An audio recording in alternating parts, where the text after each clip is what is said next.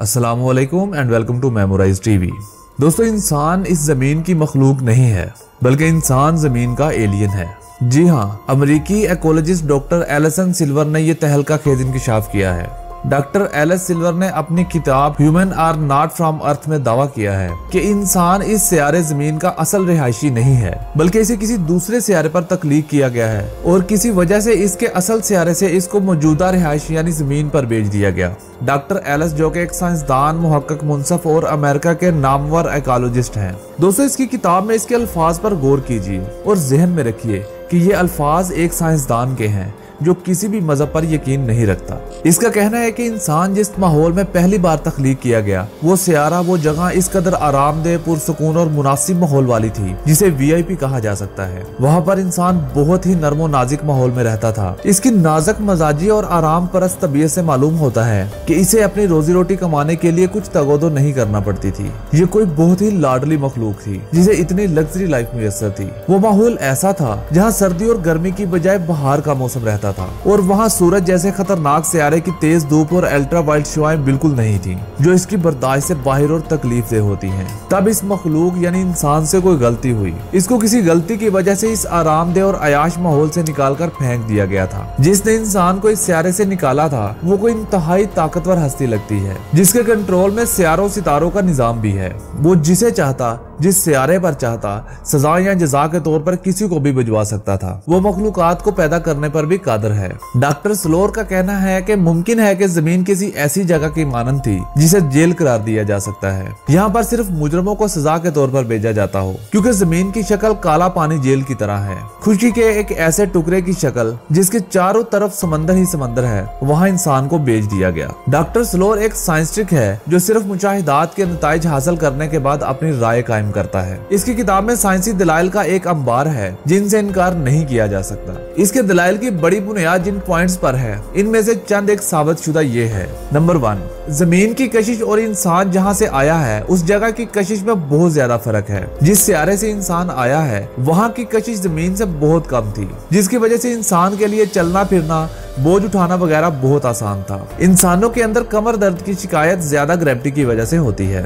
Number 2, इंसान में जितने भी दायमी अमराज पाए जाते हैं वो बाकी किसी एक भी मखलूक में नहीं पाए जाते जो इस रूए जमीन पर रहती है। डॉक्टर एलिस लिखता है कि आप मुझे इस रूए जमीन पर कोई एक इंसान भी दिखा दीजिए जिसे कोई एक भी बीमारी ना हो, तो मैं अपने दावे से दस्तबरदार हो सकता हूँ। जबकि मैं आपको हर जानवर के बारे में बता सकता हूँ कि वो वक्ती और आर्जी बीमारियों को छोड़कर किसी एक भी मर्ज में एक भी जानवर गिरफ्तार नहीं है। नंबर 3, एक भी इंसान ज्यादा देर तक धूप में बैठना बर्दाश्त नहीं कर सकता, बल्कि कुछ ही देर बाद इसको चक्कर आने लगते हैं और सन स्ट्रोक का शिकार हो सकता है। जबकि जानवरों में ऐसा कोई इशू नहीं है। महीनों धूप में रहने के बावजूद भी जानवर किसी भी जल्दी बीमारी का शिकार नहीं होते और ना ही किसी और तरह के मर्ज में मुब्तला होते हैं जिसका ताल्लुक सूरज की तेज शुआओं या धूप से हो। नंबर 4, हर इंसान यही महसूस करता है और हर वक्त इसे एहसास रहता है कि इसका घर इस सियारे पर नहीं है। कभी कभी इंसान पर बिला वजह ऐसी उदासी तारी हो जाती है जैसे किसी परदेश में रहने वाले पर होती हो, चाहे वो अपने घर के अंदर ही अपने करीबी खूनी रिश्तेदारों के साथ में मौजूद ही क्यों ना हो। नंबर 5,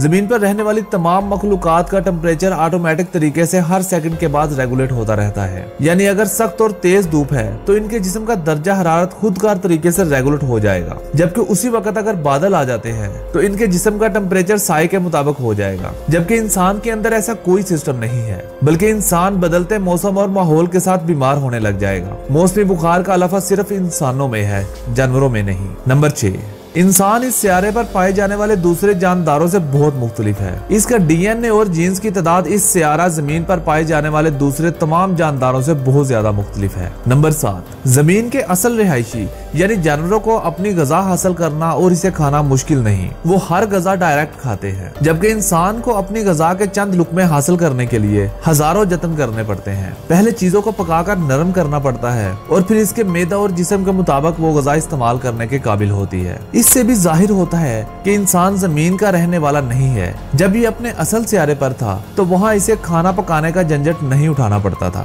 बल्कि हर चीज डायरेक्ट गजा के लिए इस्तेमाल करता था। नंबर 8, इंसान को जमीन पर रहने के लिए बहुत नरम बिस्तर की जरूरत होती है, जबकि जमीन के असल बासियों यानी जानवरों को इस तरह के नरम बिस्तर की जरूरत नहीं पड़ती। ये इस चीज की अलामत है कि इंसान के असल सियारे पर सोने और आराम करने की जगह इंतहाई नरम और नाजुक थी, जो इसके जिस्म की नाजगी के मुताबिक थी। नंबर 9, इंसान जमीन के सब बासियों से बिल्कुल अलग है, लिहाजा यहाँ पर किसी भी जानवर, बंदर या चिंपैंजी वगैरह की इर्तिकाई शक्ल नहीं है, बल्कि इसे किसी और सियारे से जमीन पर कोई और मखलूक लाकर फेंक गई है। इंसान को जिस असल सियारे पर तख्लीक किया गया था वह जमीन जैसा गंदा माहौल नहीं था।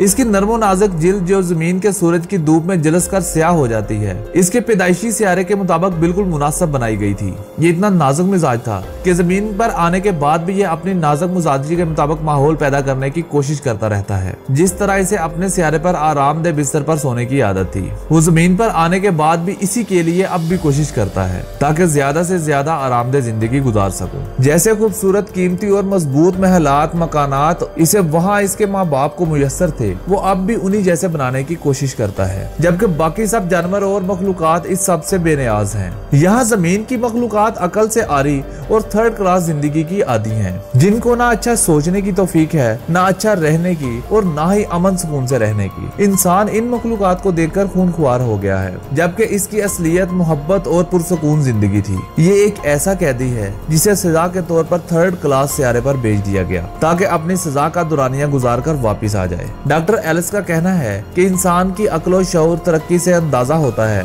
कि इस एलियन के वालिदैन को अपने सियारे से जमीन पर आए हुए कुछ ज्यादा वक्त नहीं गुजरा, अभी कुछ हजार साल ही गुजरे हैं। ये अभी अपनी जिंदगी को अपने पुराने सियारे की तरह लग्जरी बनाने के लिए भरपूर कोशिश कर रहा है। कभी गाड़ियां इजाद करता है, कभी मोबाइल फोन। अगर इसे आए हुए चंद लाख साल भी गुजरे होते तो ये जो आज इजादात नजर आ रही हैं, ये हजारों साल पहले वजूद में आ चुकी होती, क्योंकि मैं और तुम इतने गिरे गुजरे नहीं कि लाखों साल तक जानवरों की तरह बेचारगी और तरसी हुई जिंदगी गुजारते रहते। डॉक्टर एलिस सिल्वर की किताब में इस हवाले से बहुत कुछ मौजूद है और सबसे बड़ी बात यह है कि इसके दलाइल को अभी तक कोई भी झूठा साबित नहीं कर सका। मैं इस साइंसदान के दलाइल पर गौर कर रहा था। ये कोई कहानी नहीं बल्कि हकीकी दास्तान है, जिसे इंसानों की अलहामी किताब में बिल्कुल इसी तरह बयान किया गया है। मैं इस पर इसलिए तफसील नहीं बोलूंगा क्योंकि हम सभी अपने बाप आदम और हवा के किस्से को अच्छी तरह जानते हैं। साइंस अल्लाह की तरफ चल पड़ी है। साइंसदान वो सब कहने पर मजबूर हो गए हैं जो अंबिया किराम अपनी नस्लों को बताते रहे हैं। अब इंसानों की सोच की सीमत दुरुस्त हो रही है। ये सियारा हमारा नहीं है, ये मैं नहीं कहता, बल्कि हमारे प्यारे नबी पाक हजरत मोहम्मद सल्लल्लाहु अलैहि वसल्लम ने बेशुमार बार बता दिया था। अल्लाह पाक ने अपनी अजीम किताब कुरान हकीम में भी बार बार लातादाद मर्तबा यही बता दिया है कि ए इंसानों, ये दुनिया की जिंदगी तुम्हारी आजमाइश की जगह है, जहाँ से तुमको तुम्हारे अमाल के मुताबिक सजा और जजा मिलेगी। दोस्तों, उम्मीद करता हूँ आज की वीडियो आप लोगों को पसंद आई होगी। मुलाकात होगी किसी अगले इंटरेस्टिंग वीडियो के साथ।